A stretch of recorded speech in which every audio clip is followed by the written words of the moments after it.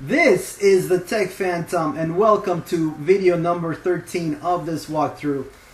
And let me get some news out of the way, some very exciting news from the world of Dark Souls.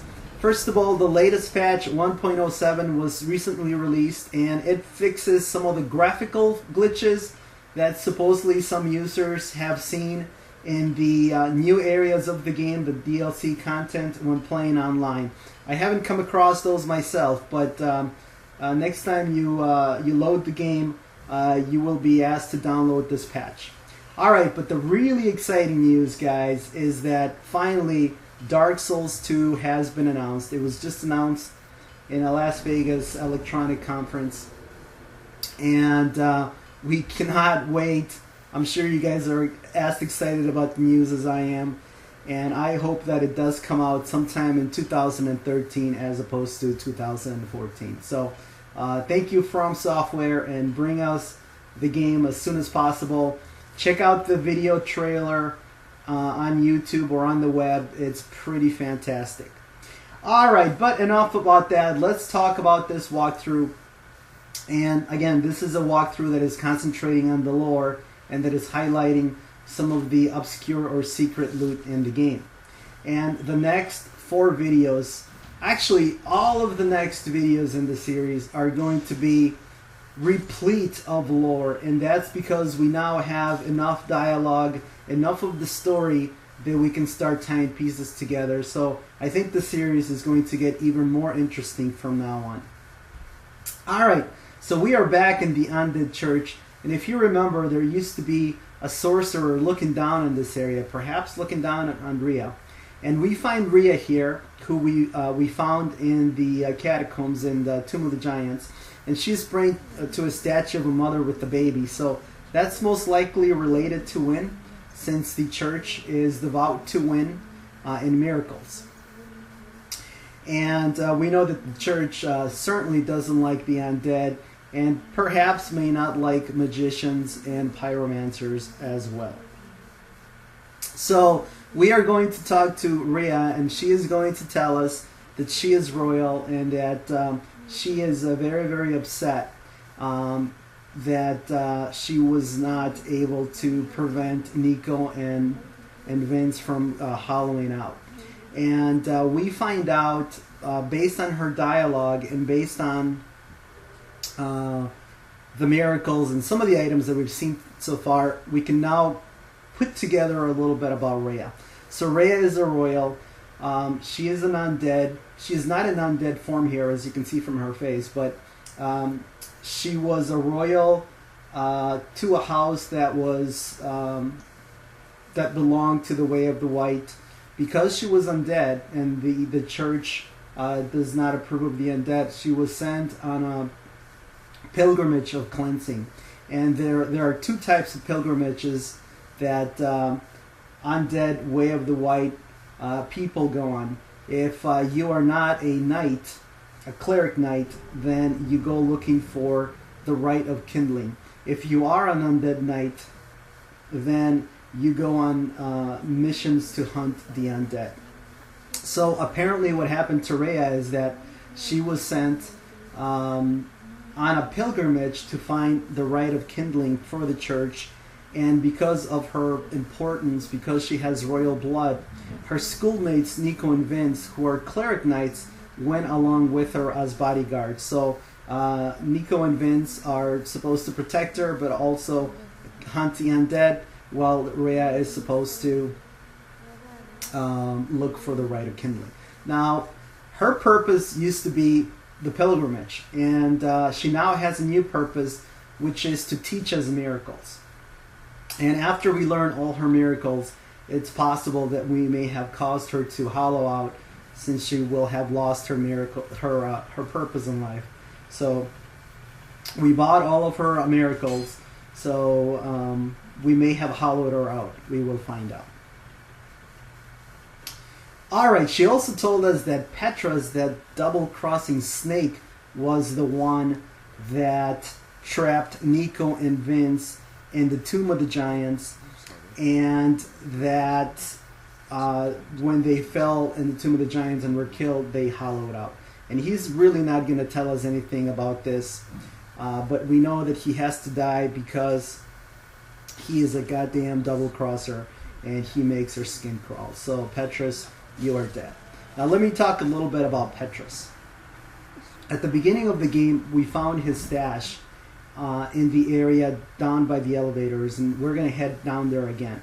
And if you remember, he has a stash that had some talismans and weapons, but he also, there is another item that we didn't pick up that we're going to pick up now. So this is his stash. This is Petrus' stash. And this is where we found Lloyd's talismans that tells us about the cleric knights being on missions to kill the undead. And here we found a cracked red-eye orb. So what in the world is a cracked red-eye orb? Apparently is an item that allows you to temporarily be like a dark wraith and to invade other worlds. What in the world does that mean? And what is Petrus doing with that item? Is he possibly in a secret mission from the church? When we killed him, he dropped to humanity, so he has killed at least one undead and obtained that humanity. We also know from his dialogue that he is in league with Waltkhrough, and there's also even a small chance that he is in league with Patches.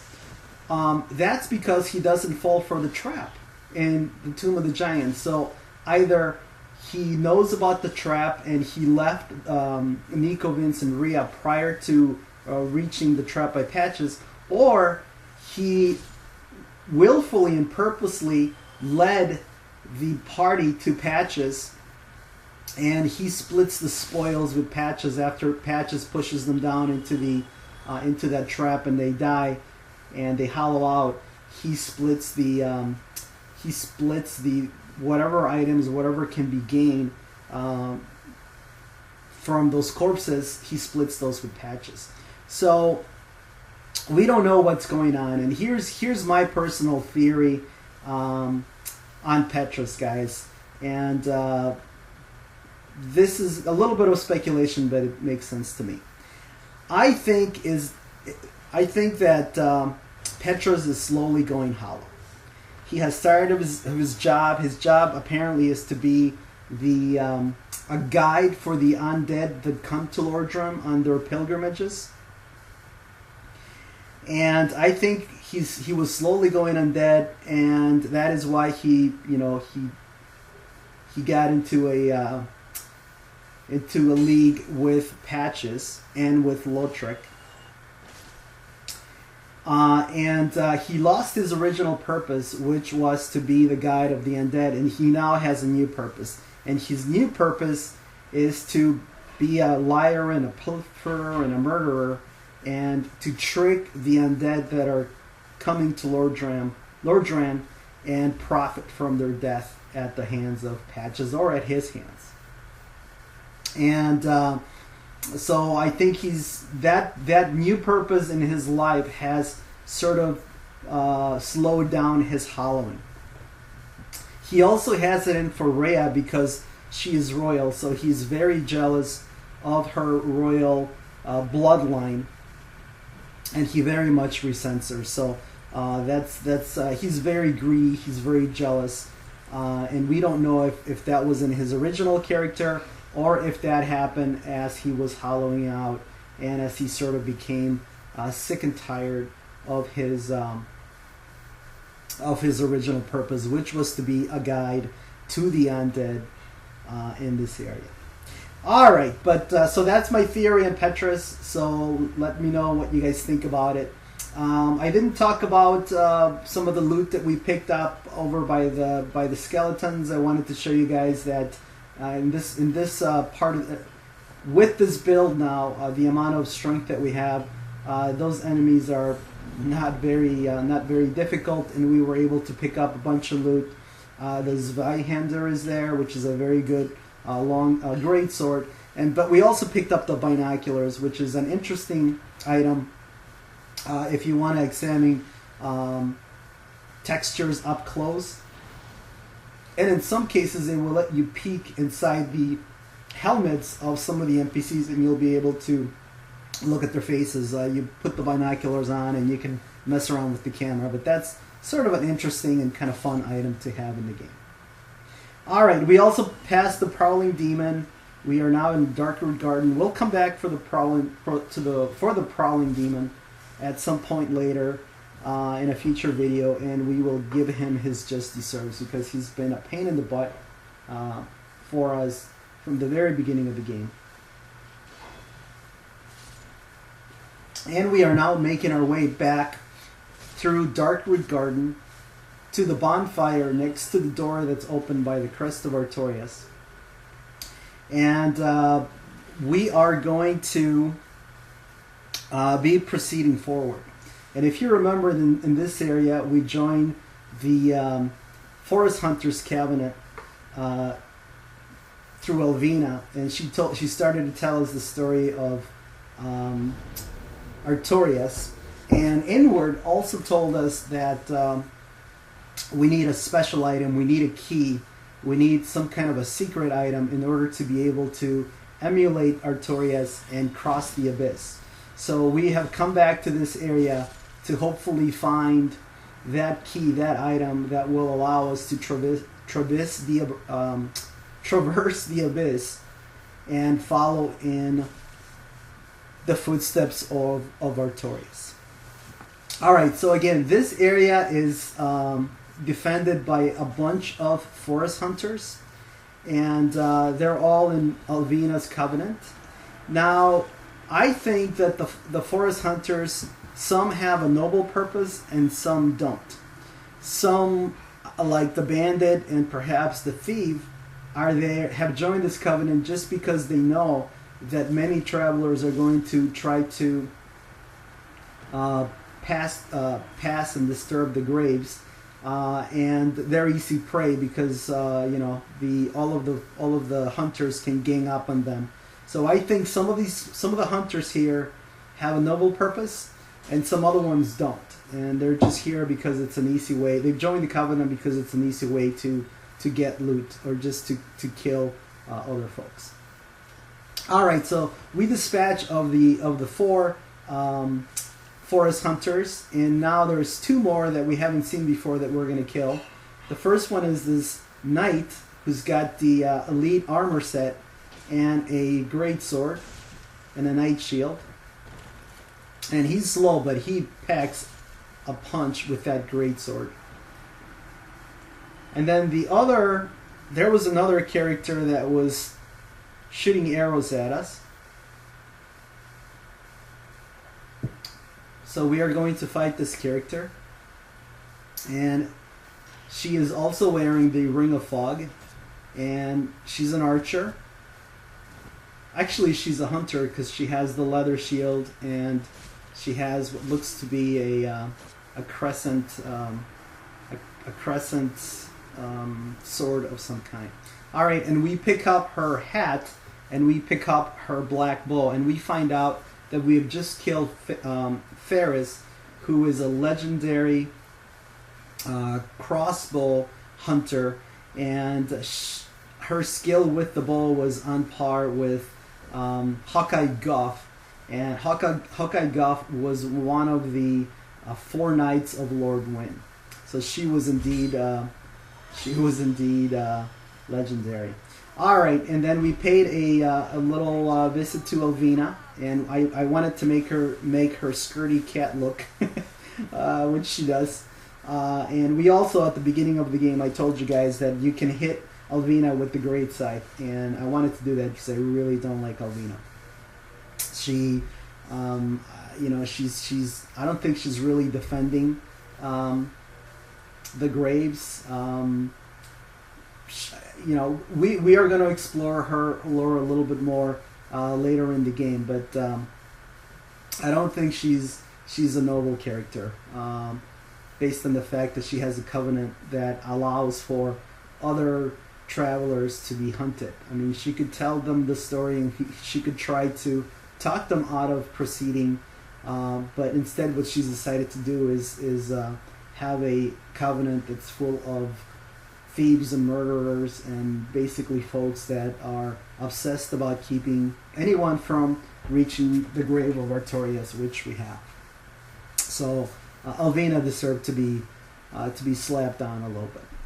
Alright, so we come to the grave of Artorias, and there's this amazing giant sword there, along with other swords from other travelers that have tried to come here. And apparently they were not successful. Either they took their swords and they planted them down as a tribute, or this cool looking wolf killed them using that giant sword and planted the sword down as a warning to others, like, hey, get out of here, don't come here. Alright, so we are fighting the great gray wolf Sif, and we know that Sif is a noble creature and is the companion of Artorias of the Abyss Walker. And so far, the game has told us that Sif is going to defend the grave of his master or his companion, and that he's not going to allow anyone to get through. And he is going to drop the Covenant of Artorias. And if you read the Covenant of Artorias, it will tell you that this ring will allow its wearer to be able to traverse the abyss, just like Artorias did. So Artorias doesn't need a ring to cross the abyss, since he has already come into a covenant with the masters of the abyss, and he really doesn't need the ring. The ring is for his companion to be able to traverse the abyss, so most likely Sif.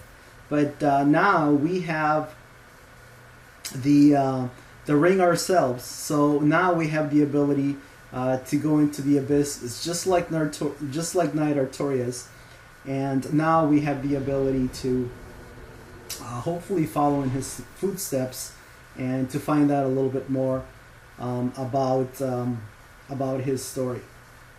And if you remember, Inward had hinted that in order to traverse the abyss, we needed some kind of a key or a special item. So he was talking about the ring, and you can go back to him if he were alive, and you can, if you have the ring in your inventory, he will give you some dialogue. So again, he's going to talk about the four kings.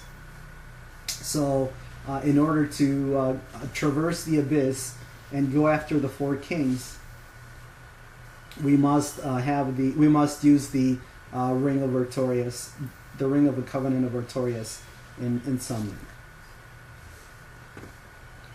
Alright, so let's head back, and we are going to explore Darkroot Basin, which is the lower level of Darkroot Garden. And remember, this is at the very beginning of the game. We made a run, and we could see a lake off in the distance where there was an enemy of some kind that was spitting water projectiles at us, and we are going to try to take on that enemy. But if you remember at the beginning of the game, this is the area that we ran through, and we sort of took the backdoor route to Andrea of Astora. So we're back in Darkroot Basin, and we're gonna pay a visit to the Black Knight that was guarding the crest shield. So if you look at the item descriptions for the Black Knights, because they can drop their shield and they can also drop their weapon. They were turned into Black Knights from the many fights that they had with the Chaos Demons and with the Chaos Eaters. So what in the world are Chaos Eaters? Where do they come from? If the Black Knights were fighting the Chaos Eaters, does that mean that they were associated to the dragons of some type, or if not, where do they come from and what are they? So we will see if we can answer the question about the Chaos Eaters and why the Black Knights are fighting the Chaos Eaters later in the game.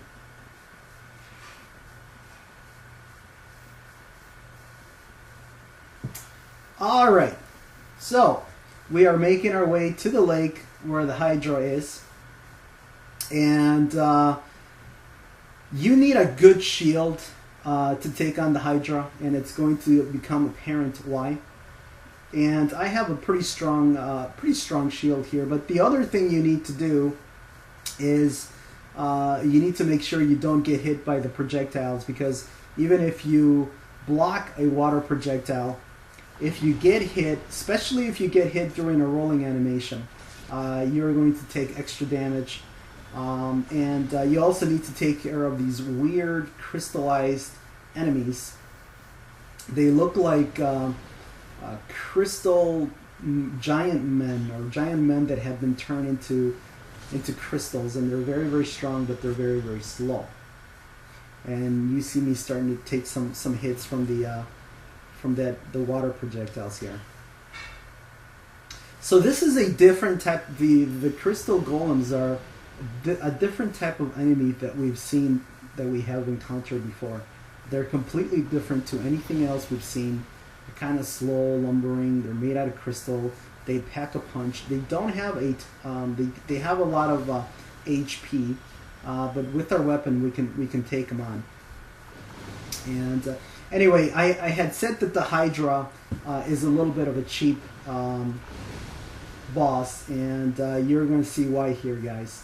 And unfortunately, I'm going to take a death because I was not very careful, and I missed my roll. So, all right, I took a death, and I will be back in the jiffy once I've recovered my souls. All right, guys, we are back, and we are going to try to get our souls back. But this time, we are going to approach the Hydra from the cliffside, from this area here on the left. It gives you a little bit more protection. That's what I should have done at the beginning. That's a little bit easier. The trick is to make it to the lake. As soon as you make it to the water, you're immune from the water projectiles that go over your head. So as long as you can make it there, you'll be okay. But first, let me pick up my souls. Also, don't forget to equip the rusted iron ring, because it will allow you to move about freely in the lake. So I do have it equipped. And now it's just a matter of cutting down the heads of the Hydra one at a time. And I'd like to stand right next to this soul item here, and that actually happens to be the knight set. So apparently some knight perished while attempting to take on the Hydra. So the Hydra, for some reason, is protecting the lake, and the Hydra is also protecting the approach to the bottom door of the tower where Hobble was imprisoned. And the crystal golems are also protecting the lake and protecting this area. So why are they doing that? Whose design and under whose authority is it that the Hydra is here and that the crystal golems are here? So we will find out as we progress through this video and also in future videos. But let's first of all finish this Hydras. Now, one little trick about the Hydras, guys, is that the last head is very, very difficult to take down. The last head likes to go to the very edge of the water. There's a sudden drop off, and if you were to fall off, you will die. So you can take on the Hydra, the last head of the Hydra, with ranged attacks. You can use the bow. But you know me, guys. I don't do bows. I don't do range projectile attacks. So if you use a very strong weapon, if you do enough damage to the Hydra, you won't even have to worry about the last head, which is what happened here. Okay, so the Hydra dropped the Dusk crown ring. So apparently the Hydra was protecting or had swallowed the Dusk crown ring. So why is the Hydra protecting the lake? Well, when we reload the game, as we are exploring the back of the lake, we find out what's going on. So here we are. There is a golden crystal golem. He appears to be bigger than the blue golems, the other crystal golems that we fought. And he is stronger and he has more vitality.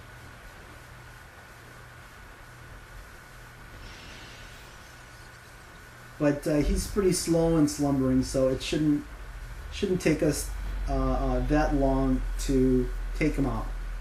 Alright, so now we find out why the Hydra was protecting this area. So apparently there was a person that was trapped inside of that golden crystal golem.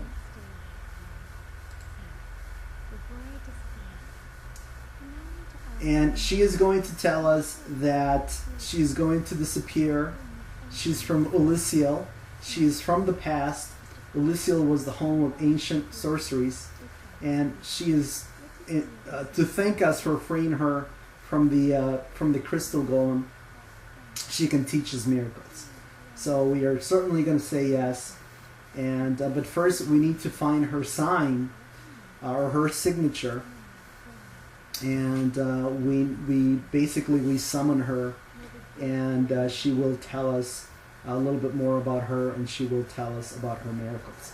Now, something that's interesting is that she talks in a weird dialect. She's very respectful. Also, her salutations, she talks about "May the fire be with you," or "May the fire light the way," or something like that. But she talks in a different dialect, in a different way, that I guess it's consistent with her ancientness. So let's go find out who she is, where she came from, and what she can teach us. And why it is that she's wishing, sort of as a good luck, she mentions she wishes us good luck by telling us that may the flames guide us. What does that mean? Okay, so here's her signature. And sometimes her signature is by this rock. Sometimes her signature is a little bit closer to the edge of the water. And if you can't see her signature, you can reload the game, and that should make it available to you. Okay, so she is Dusk of Oolacile. So she is the owner of the ring that we got from the Hydra. And she is obviously royalty. She is a princess of Oolacile. She teaches us a proper bow. So again, she's very polite, and this is consistent with her ancientness. And then she's going to tell us about Oolacile's sorceries. And she says that they are different from the sorceries of our time, and they are more approximations than anything. If we look at the items that she sells,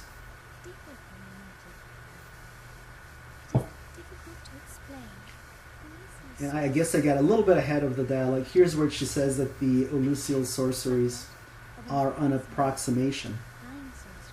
I guess she also did tell us that she was trapped in the golem. She was trapped in the plane of distortion for a very, very long time.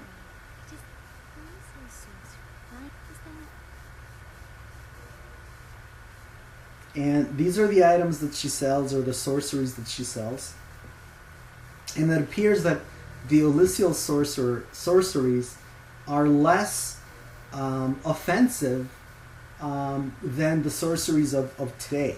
In Oolacile time, all of the sorceries appear to be more functional or defensive. Whereas the sorceries of our time are functional, but they also include offensive items like Soul Spear and Great Soul Arrow and all of those things that Logan and the Vinheim School of Dragon for sorceries have come up with. She also sells the Oolacile Catalyst. which is an amazing catalyst. This catalyst has a fixed amount of magic adjust, regardless of your intelligence. As long as you meet the requirements, you will get a fixed amount of magic adjust. And it's very powerful. As a matter of fact, even if you have a build that has 25 intelligence, the Oolacile catalyst will have higher magic adjust than any other catalyst that you can get in the game so far.